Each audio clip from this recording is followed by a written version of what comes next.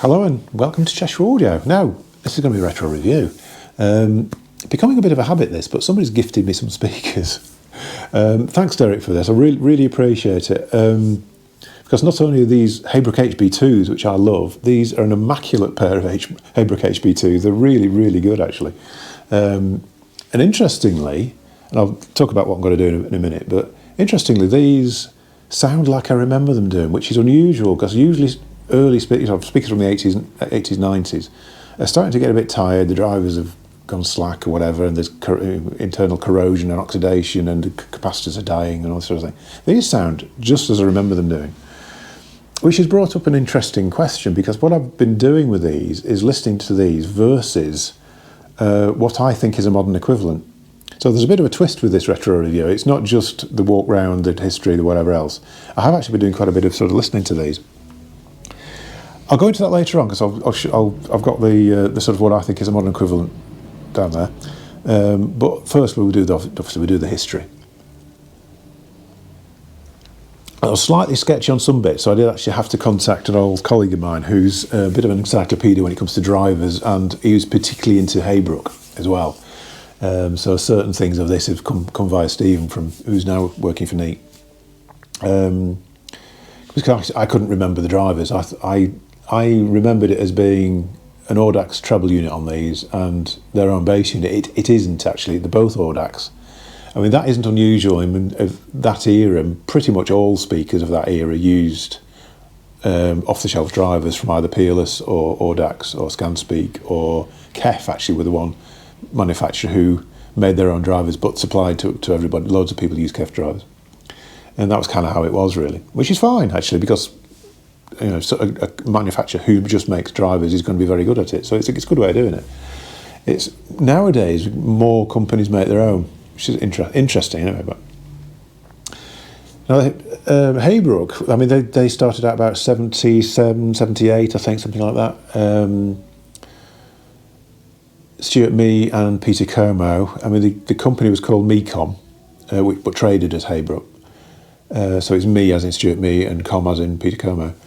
And the HB2 was the first speaker, not as you would expect the HB1, it's the HB2 they started with, and it was designed to sort of fill a gap in the market that they saw for a high quality but budget speaker that was small, full range, and would fill a big space, but that would be upgradable. You could actually improve the rest of the system and they would just keep getting better. And hence the HB2 was born, really, which does do that. I mean, it's an incredible design. There's a few sort of things about it which are unusual, which I'll go to in a sec. But I mean, at the time there were things like LS35A, like BBC monitors. You know, Rogers and various people did these, but which were a small, good quality design. But they were kind of vocal monitor. They were intended for speech monitoring in studios. And yes, you could play music through them. And yes, they had a fantastic med band, but they were a bit limited in bass response, and they didn't really get on with rock music, and they tended to suit certain genres better. So what was needed was something which was a little bit more, you know, wide-ranging really. So along comes HB2, Audax drivers. Stephen was talking about the efficiency of these, and I remember them being inefficient. He was saying they're about 82 dB, and I doubted that, because I was saying, no, they're about 80, I think they're about 86, which is still low. Because speakers, if you go into the smaller boxes, you tend to find that they have to drop the efficiency down just to get the response curve flat, because obviously the bass is trailing off and is very low, so you have to bring everything down to that level so you get a bass extension. And the bass extension on these is phenomenal, to be honest. But the pair of speakers that I chose as a sort of similar design are about 86, and I'd say these are quite a bit less efficient than that. So yeah, not very efficient. But saying that, I did partner these in demonstrations with things like A&R A60s, which was sort of known for being not that powerful, and it was quite a decent combination. I mean, as long as you didn't want to drive a big space with them, it worked really well. I mean, I don't think they're actually difficult to drive, they're just not very efficient, so they need volume rather than current capability particularly. I mean, they do respond to that, but they don't seem to, it isn't a requirement. They don't have weird impedances and all that sort of thing going on. They were brought out to fulfil this sort of area of the market. Initially, they were kind of introduced. This is my memory again. I think they were introduced a little bit too cheaply, and they had to sort of reposition them in price-wise quite quickly. When they became more successful and they started to need to export and all that sort of thing, the sort of pricing model that they worked to wasn't really working, so they had to bring the price up, and that sort of ended up with them having to produce the HB1 to fill the gap. I can't remember what the price is. I think it was something like £130 for a pair, and then they ended up at 200, and then they brought out the HB1s at £100-ish, or just below £100. And the HB1 was a completely different design. I mean, these are ported, small, very heavyweight cabinet. The HB2 was a more lightweight cabinet, bigger cabinet, quite a bit bigger than HP1, sorry. Sort of that sort of height and wide, big 8-inch driver. Sealed box as well, so completely different to HB2, sounded completely different. But the HB1 was the one that was successful, really. Most people will have owned HB1s at one point. It's a bit like the dual turntable or the Ariga 2 or the amplifier wise, like a NAD amp or something like that. HB1s and Kef coders were the sort of speakers that everybody seemed to have owned at some point. So that sort of helped the company sort of grow. Various versions. These are Mark 1s, there's a Mark 2 after this. Trying to think if there's any other versions. There was an HB3. The HB3 came after the 2, actually, so it's HB. They brought out the 2, then the 3, and then the 1. The 3s were a much bigger speaker. I've only ever seen a couple of pairs of those over the years. I don't think it sold that well. They're more aimed at things like the isobarics and the big stuff, really. But yeah. A pair of these with, like I say, name pre-powers was phenomenal. I mean, absolutely, that system, like a Sondek with a name 32 high cap 250 or even a 32 high cap 140 with these was just lovely, really, really nice. And a different presentation to what other things that were available at the time. I remember these as having, but when you compare them to HB1s were very two-dimensional, very between the speakers sound, very dynamic and punchy. Great with rock music, a bit unsubtle, but very exciting to listen to. These were quite different, quite laid back, very detailed, but big soundstage. I remember sort of, you move them out from the wall, put a nice amp on them, and one of the first speakers to give a really good soundstage. Interestingly, comparing these to modern, that's where they still excel, actually. Big soundstage, really big soundstage.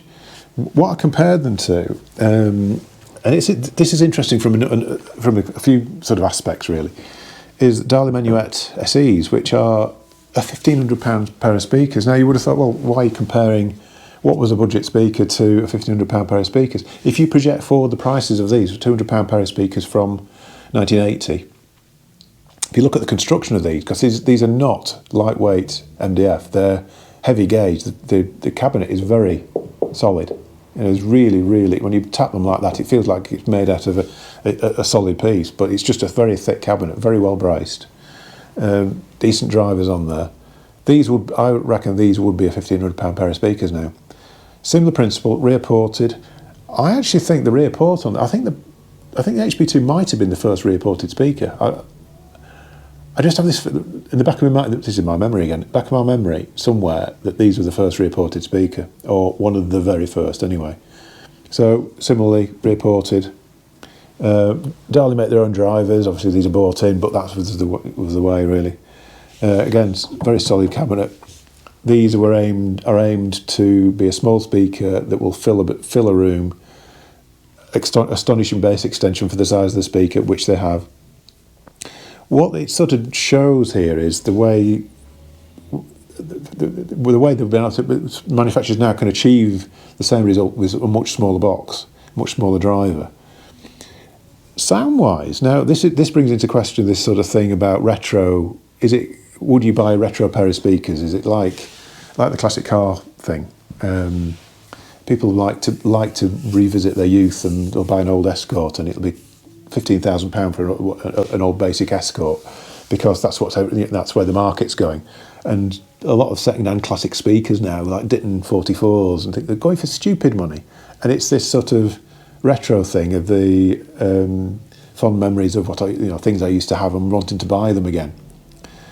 Would you buy something from that era, or would you buy something new? I mean, price differential, obviously, the new it's still more expensive. I mean, I've seen Ditton 44s going for £1,000. Didn't really like them when they were new, to be honest, but it's interesting one. I mean, I can understand, me being into acoustic research speakers, I can understand the nostalgia aspect of it, but when you come down to bare bones performance, which is best, really, £1,500 pair of speakers versus what would have been a £1,500 pair of speakers.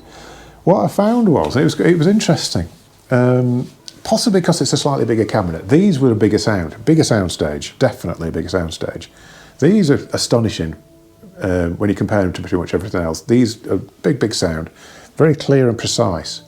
What the Haybrooks lacked was the precision that these have got, and I think it could be to do with the aging of the drive units. I don't think it is. I think it's just that things have moved on in driver technology.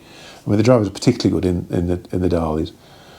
There was an instance where I was listening to Cowboy Junkies, actually, and there was a very strong central vocal and a backing vocal just off to the side.